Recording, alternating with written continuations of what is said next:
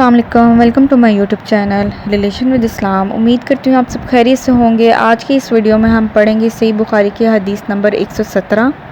اعوذ باللہ من الشیطان الرجیم، بسم اللہ الرحمن الرحیم۔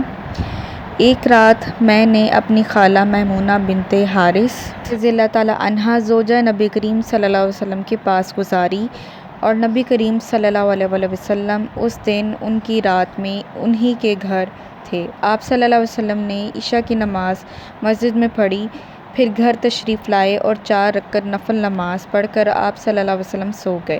پھر اٹھے اور فرمایا کہ ابھی تک یہ لڑکا سو رہا ہے، یا اسی جیسا لفظ فرمایا۔ پھر آپ نماز پڑھنے کھڑے ہو گئے اور میں بھی وضو کر کے آپ کی بائیں جانب کھڑا ہو گیا، تو آپ صلی اللہ علیہ وسلم نے مجھے دائیں جانب کھڑا کر لیا۔ تب آپ صلی اللہ علیہ وسلم نے 5 رکعت پڑھیں، پھر 2 پڑھیں، پھر آپ صلی اللہ علیہ وسلم سو گئے، یہاں تک کہ میں نے آپ صلی اللہ علیہ وسلم کے کھراٹے کی آواز سنی۔